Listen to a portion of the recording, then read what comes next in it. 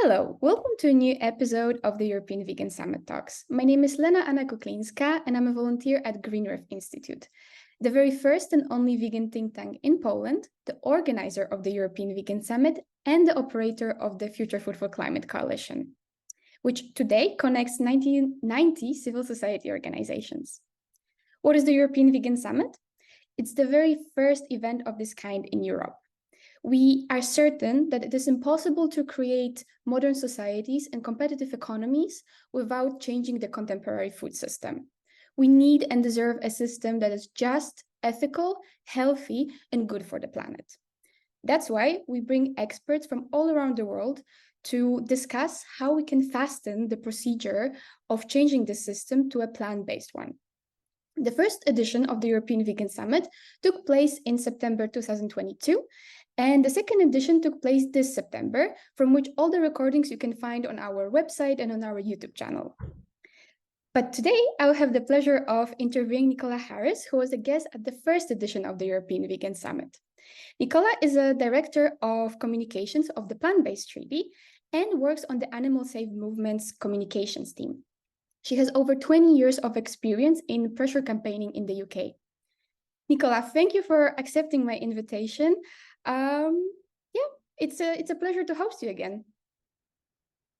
Thank you so much for having me. It's a pleasure. So if you don't mind, without further ado, I will just jump in and start with a very simple, I hope, question about the Plant-Based Treaty. What is it and how and why was it created? So I see Plant-Based Treaty as a beacon of hope through a radical food transformation. As you were saying in your intro, it's really about speeding up this transition to a plant-based diet. If we look at the situation we're in now, Earth is on the brink of planetary breakdown in numerous ways. I feel that we've all just been sleepwalking into this dangerous territory. We've been ignoring the alarm bells. This summer, we learned that we've breached 6 out of 9 of our planetary boundaries. This includes climate change, biodiversity, freshwater use, nitrogen and phosphorus. And these limits, we have to pay attention because those limits keep us safe. They keep Earth stable so that it can support life. We've crossed, 6 of those boundaries, and so we're like in the danger zone now.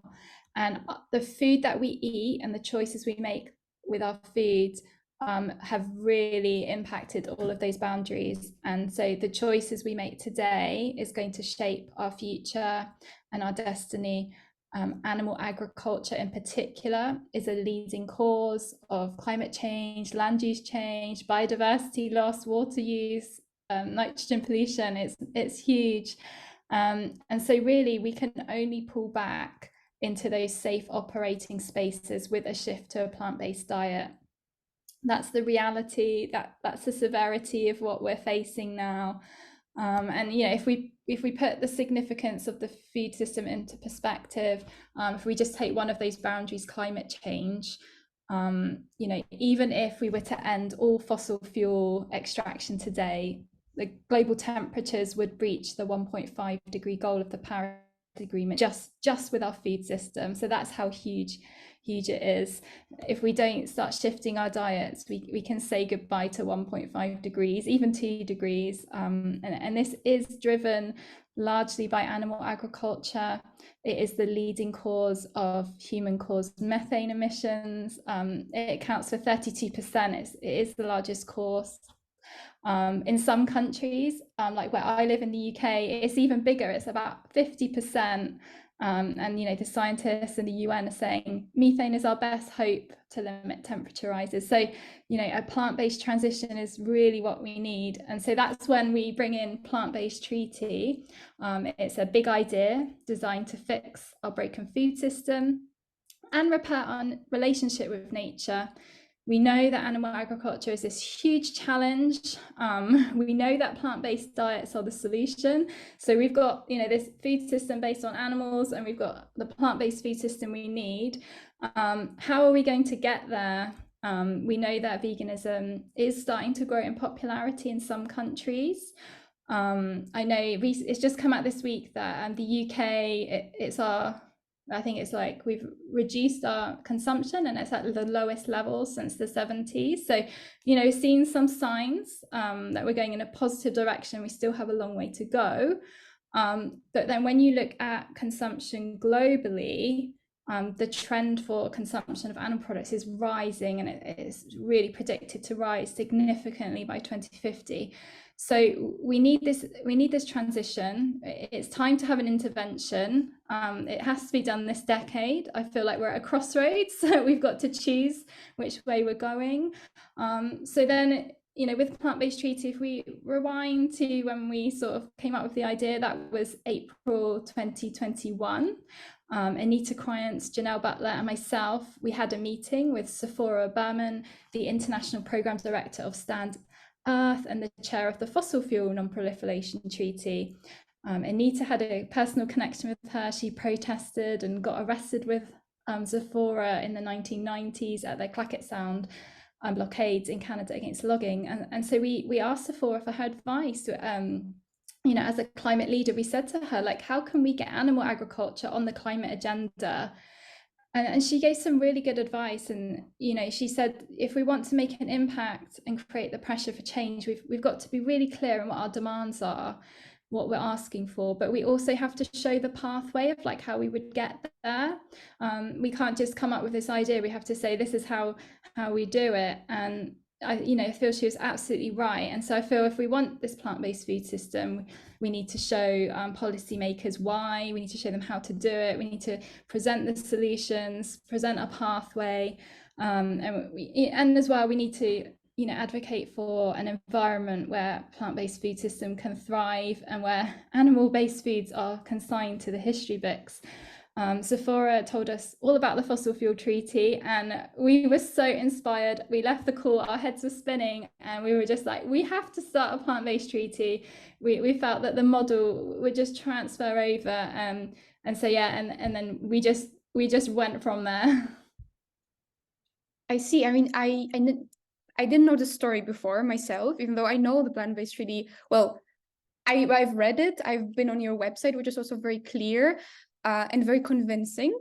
But I didn't know the story. But yes, indeed, like this name treaty and just creating a document like this gives you so much credibility, I feel, in the eyes of people who don't know anything about it. So this is very simple, very obvious, but also something that I wouldn't think about before. So this is I really like this story, and I think it's indeed, this is a genius idea.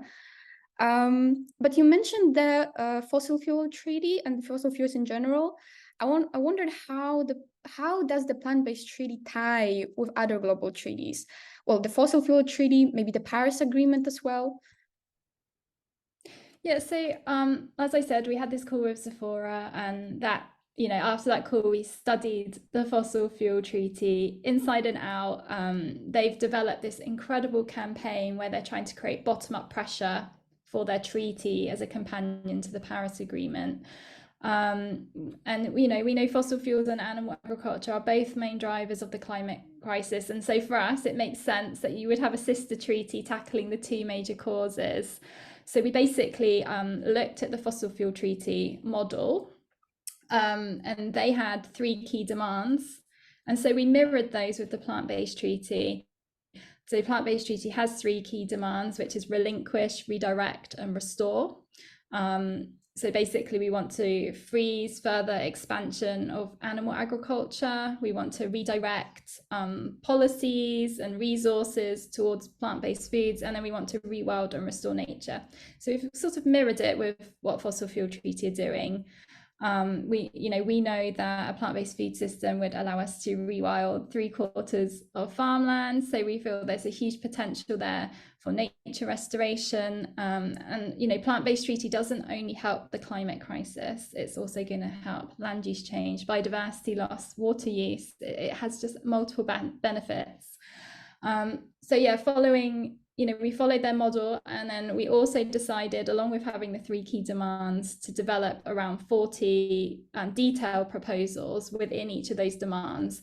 And those are all the key points that we would like to see negotiated as part of a plant-based treaty. So, for example, no land use change, no new slaughterhouses, no new animal farms would be relinquished. When we look at redirect, we're asking for subsidies to be redirected from animal agriculture to plant-based, and also to fund public education campaigns. And then in our third demand, we're asking that all this land that's freed up from animal farming, let's restore nature, let's the wildlife return. It's very much like, I think our relationship with nature is really broken, and we need to get that back.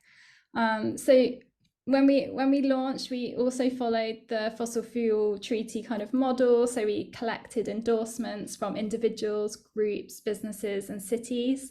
And so we were doing this to show public support, the demand, and to create pressure for the treaty to be negotiated at the global level. Just like the fossil fuel treaty, we are inspired by the success of the Montreal Protocol. That was a global agreement forged in the 80s, and it's there to protect the ozone layer. I grew up worried about the ozone layer and the hole, but people came together collectively to solve this problem. And in fact, it's the only planetary boundary we have that is heading in the right direction. So I think that gives us some hope of what we can do if we do come together globally to act for the greater good. And I just feel like there's no reason we couldn't do that with a plant-based treaty, because we have all the technology we need, we have the tools, we have the resources. We have everything we need for a plant-based food system. The only thing we're lacking is the political will, so we have to now create that pressure.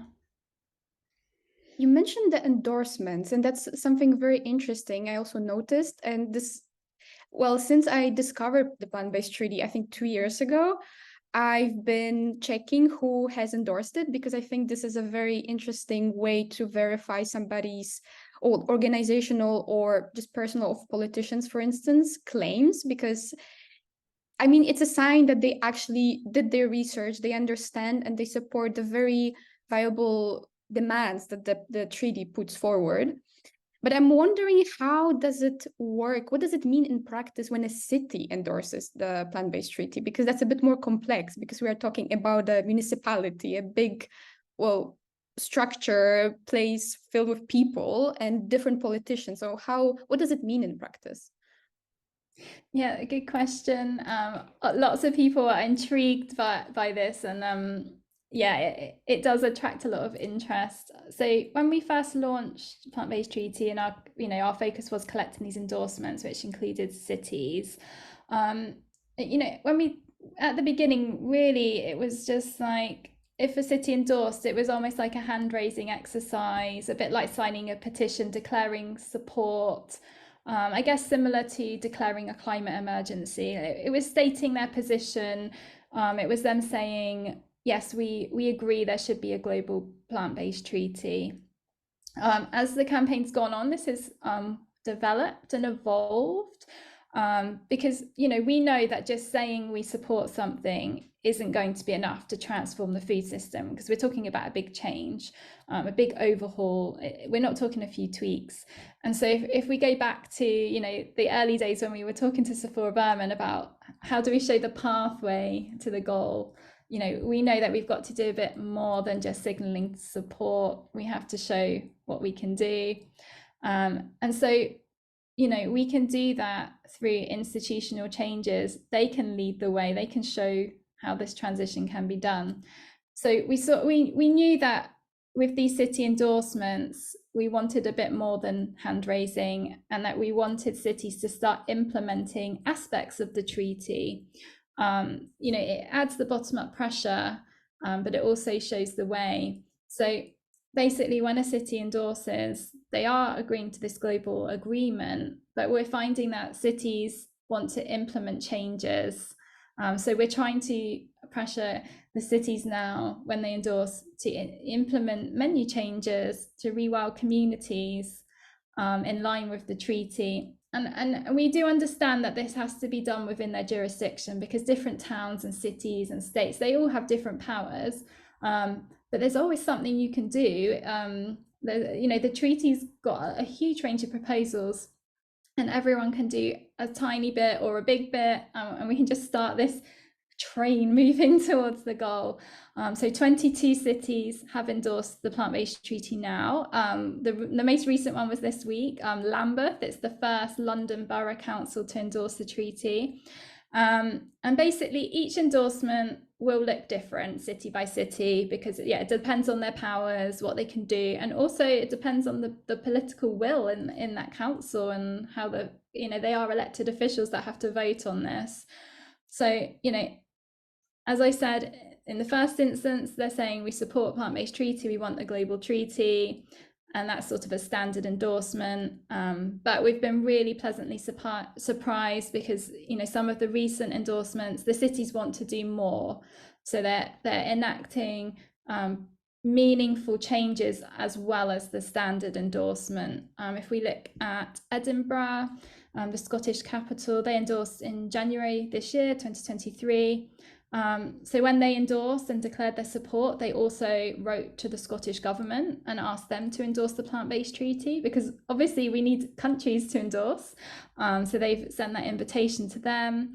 And then they've spent this year working on a food strategy for the city. And that's due for publication in January. This strategy is designed to help improve accessibility to plant-based food through menu changes and public education. We are hoping that we'll see some changes in school meals, possibly things like carbon labeling. We're hoping to see some vegan catering at events, festivals, and more promotion of plant-based diets. Although this publication is due in January, we are seeing signs that they're already starting on the implementation. We've been invited twice to Edinburgh to deliver workshops in the libraries to communities so that they can learn about plant-based food. So that's fantastic. And then when we look at Didim in Turkey, when they endorsed, they went further than just declaring support. They've opened a 100% vegan kiosk on the beach promenade. It's beautiful. It's branded with PBT. And so, they're showing their support for plant-based food, and they're helping their community access these foods. So it's absolutely brilliant. It's really inspiring. Also in Didim, Nilgun, our campaigner, she's been introduced to businesses by the mayor, and so she's been going into these businesses and training them in vegan catering and menu design. So she goes in, teaches them how to make their dishes vegan, and then they change their menu. So they offer a vegan menu, they display plant-based treaty posters or banners in their establishments, and so it's really just spreading this message. So we have been really amazed by the support from cities. And we just hope that as we go on, we can be more and more ambitious in our demands.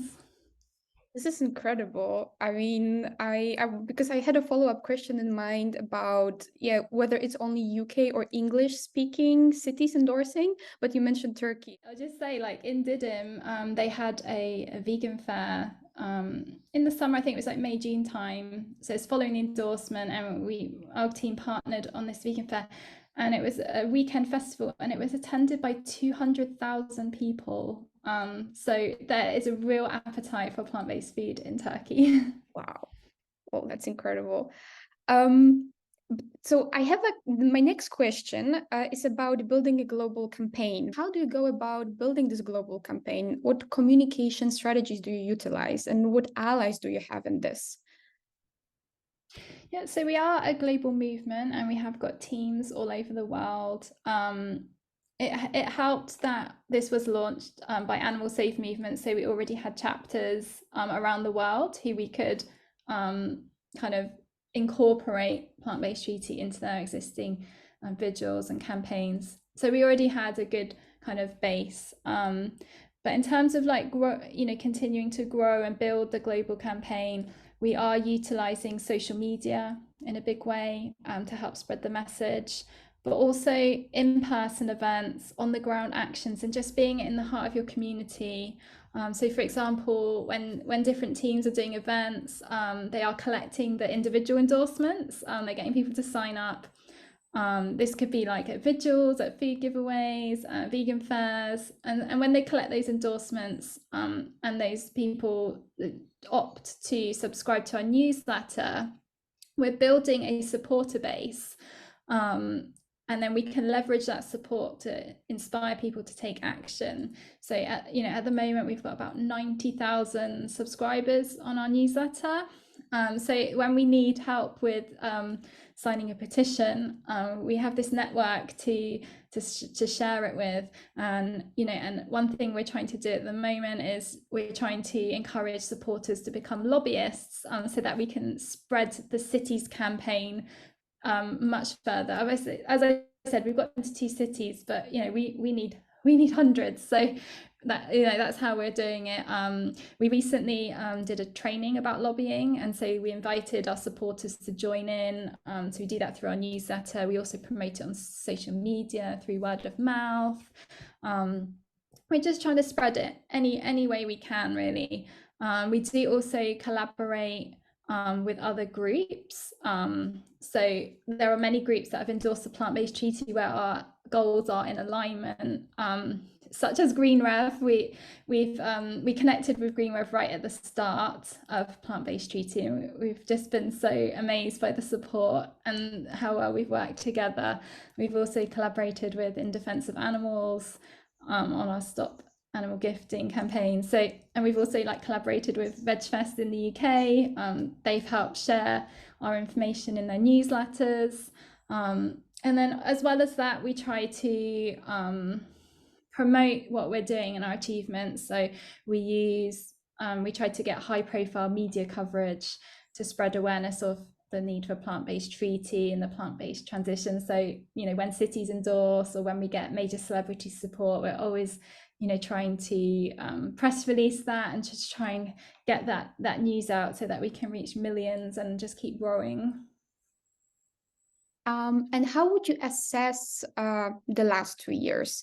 What are your biggest victories? Because you were mentioning that, for instance, you promote the big achievements, and I'm wondering, was there any sort of moment when a city or a person endorsed the plant-based treaty when you thought, okay, that's it, that was what I had, I thought about this in 2021, but I didn't think it would happen, but it did. So were there any victories, what would you consider the biggest victory?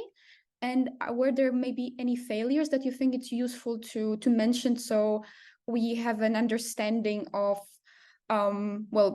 how to go about how you are planning to continue based on what just simply didn't work out, and why you maybe are not going back to trying to make it happen? Yeah, so when we first launched Plant-Based Treaty, we set very ambitious goals for collecting these endorsements by 2023. So, we wanted to get 1 million individual endorsers, 10,000 groups and businesses, and 50 cities. And, we haven't met that goal. At the moment, we've got about 120,000 individual endorsers, 3,000 groups and businesses, and 22 cities. So we're a way off, but I am still actually pleased with our progress. We found that collecting endorsements is not as easy as it sounds. It is actually really hard work. However, I still see that those the ones we have achieved, I still see those as victories. When we were in our pre-launch phase, so after we met with Sephora Berman, we spent a couple of months developing the campaign and building the website. And during that phase, we were meeting with lots of different groups to tell them about plant-based treaty and what we wanted to do. We're trying to gather their support. And quite a few people told us that we were ahead of our time.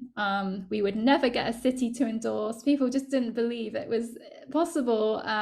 So I'm really proud that we have the 22 cities signed. And I think it's amazed me that they want to do more than just sign, because it did feel like a huge thing to get a city to endorse. So the fact is that the cities are now working on implementation of plant-based food policies. That's amazed me. It shows that there is this appetite for a plant-based treaty, and this is going to help us build the pressure, but it's also showing the way. I feel like this gives me a lot of hope for the future, and I think that because we're seeing these promising signs for cities, it's really helped shape the direction of our campaign. So we're now more ambitious in what we want from the city. For example, now when councillors contact me asking about a template motion or what can the city do, you know, I'm quite happy. We send them templates with huge lists of like ideas of things they can do, and I don't feel worried to expect or ask them to do it, because I just know that there is this appetite there. And what was the first city to endorse the plant-based treaty? So the first city to endorse was Boynton Beach in Florida, and it came as a complete surprise, because we launched the campaign on August 31st, 2021. And you know, and at that point, we just launched, and we're like sharing it around, and we're like collecting lots of individual endorsements. And just out of nowhere, Boynton Beach endorsed within about 2 weeks, I think. It was so close. Like we hadn't even lobbied them. They had just found out about it and supported. And so that, I think that really motivated us, like that we know we can do this. Yeah, it was absolutely incredible. Wow. I mean, that also comes as a surprise. I would think maybe that would be a UK city, but well, again, I'm positively surprised. And what if I can just circle around this first city? What have they developed since? Like, how has the city gone about endorsing the plant-based treaty? Are you aware of any actions they've taken? So with Boynton Beach, we don't have like a big partnership there like we maybe do with Edinburgh or Didham. They endorsed because they saw food emissions as part of their climate response, and they wanted to promote plant-based food. So their actions very much around like the public education, promotion, making plant-based food accessible. Okay. And where do you see the project? Well, now moving from the past and the present, I want to talk about the future. Where do you see the project in 5 years? What are the goals you are setting for, well, until 2028? Yeah, so at the moment, we are developing a series of playbooks for schools, care homes, prisons, councils, even for like athletes.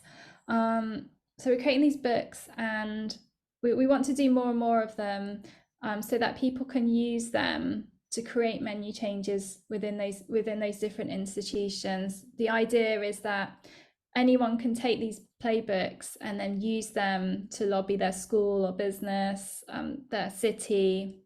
So we're developing them because we have seen that there is an interest in people transitioning, but they often don't know what to do. Often it's like, oh, what changes can we make? So we're trying to create these playbooks which outline in detail what institutions can do, whether it's switching their menu to 100% plant-based, or if they're not ready for that yet, then they could use plant-based defaults as a transition. So the idea is that anyone can use these playbooks, and we want to develop an app so that people could use it on the go.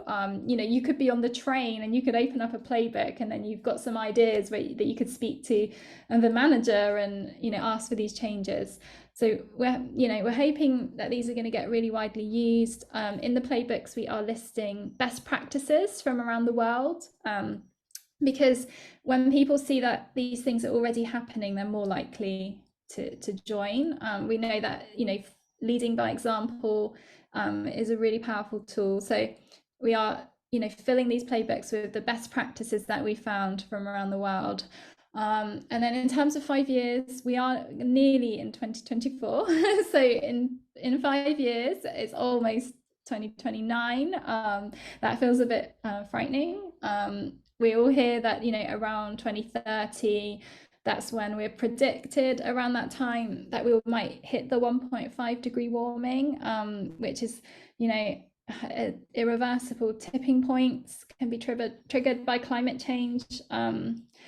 So, you know, that's 2030 is like a really pivotal year. So I'm hoping that by then we're going to see multiple countries endorsing plant-based treaty. I'm hoping that these countries are going to be coming together to start the negotiations for this plant-based transition. I'm hoping that within these years we're going to see plant-based treaty on the agenda at global conferences, and not only the climate conferences like COP. I know that they're very high profile and attract a lot of attention, but you know, there's also biodiversity conferences, food system conferences, water system conferences. We've got the UN sustainability goals and their conferences. We need plant-based treaty in all of those places.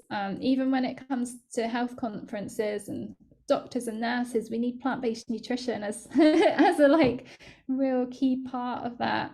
So really, I just want to see plant-based treaty everywhere in the next 5 years. And I think really like I want to see a wider acceptance of plant-based food so that it's more normalized. I'm definitely seeing that in the UK.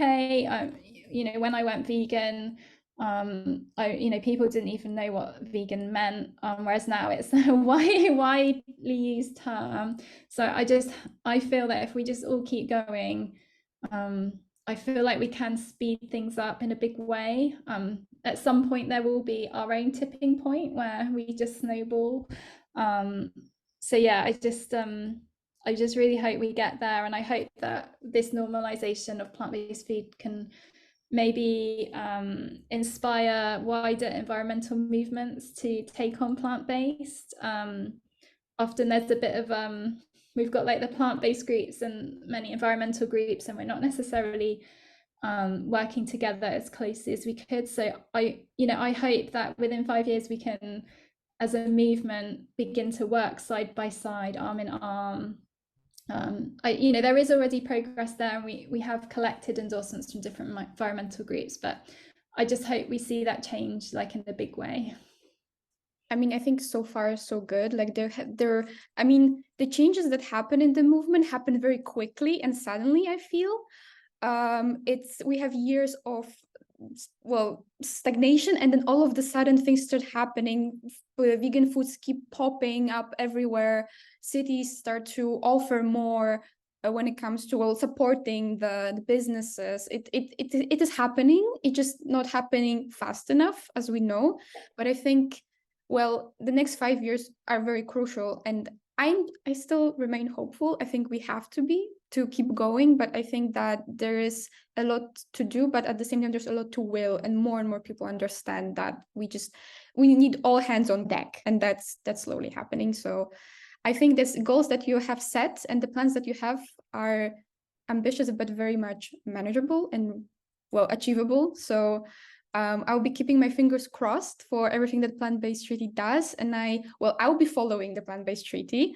And I encourage our viewers to also follow everything that is being done around the treaty, to endorse it, to lobby for it, in your city councils, in your schools, and other public institutions.